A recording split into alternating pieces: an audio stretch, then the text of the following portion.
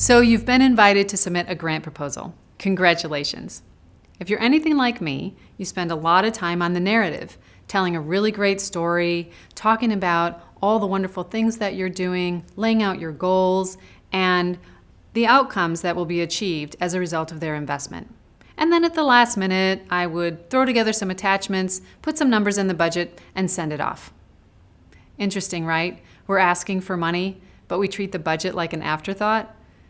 Consider that a lot of funders look at the budget first, and some only look at the budget. There are at least 3 kinds of budgets. There's the general operating budget that covers all of the revenue and expenses for your whole organization. And if you're applying for a general operating grant, you would use that budget. Then there are program or project budgets. If you're applying specifically for a program within your organization, you would have a budget just for that program. Then there are capital budgets, and that involves anything with real estate. So if you're buying, building, or renovating real estate, you'd use a capital budget. Let's consider that you're applying for a grant for a specific program.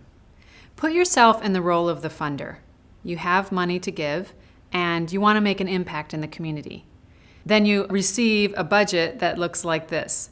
Revenue, this grant, $50,000.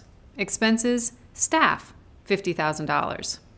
It's kind of limited and doesn't really tell you what's going on.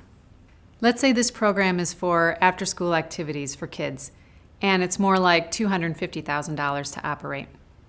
So in the budget, on the revenue side, let's say you've decided you're going to be applying for about $200,000 in grants, and this application would be for $50,000. Funders don't generally want to be the only ones investing in something. They like to know that they're joining others. So you'd want to let them know who else you're approaching. If you're asking for $200,000 total and you're asking this source for $50,000, where's the other $150,000 coming from? So you'd want to make a note and list the names of the others that you're approaching and what stage they're at. So you might say to be approached if you haven't approached them yet. If you've applied, you might say pending. And then for those that have approved your requests, you would say confirmed. In the narrative, you'll want to let the funder know where you are in that process. If their grant would be the first money in, they'll want to know that, and that you'll be leveraging other grant sources. On the other hand, if you've raised everything but that last $50,000, they'll want to know that too. They'll want to know how close you are to your goal.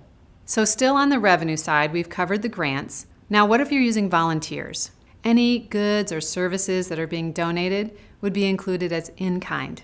Volunteer time is generally valued at about $20 an hour. Think about how much you would have to pay someone to actually do that job. It's probably more, but $20 an hour is considered an average. So if you have 20 volunteers and they're volunteering 100 hours at $20 an hour, that's $40,000, and you would put that in the revenue side as income. Now what about fees? Maybe you're charging fees, low fees, and that charge might come up to, say, $10,000 for the year. So that goes in on the revenue side as earned income. So now you have a revenue total of $250,000, and you want to have the total expenses match the total revenue. Between program staff, a volunteer coordinator, part-time assistants, and administrative support, your staff costs could be more like $150,000. So that would go on the expenses side. You account for your volunteers as if you were paying them that $20 an hour, so you have volunteers as an expense of $40,000. Then you might have $60,000 in facility fees, equipment, and supplies. If it's a program or project budget, you also want to include something for administration, for overhead. So your program budgets are contributing to the operation of the organization. And that's usually called an indirect cost rate, which is a percentage of your direct costs. Start developing the budget early in the proposal process as you're writing the narrative, so they'll match. If you don't have the funding to provide transportation for kids to go on field trips, don't put that in the narrative. On the other hand, if you have it in the narrative, make sure you put it in the budget. The narrative tells a story and the budget tells a story, and you want them to match to give the best, most accurate picture of how you will use the funding to achieve your mission.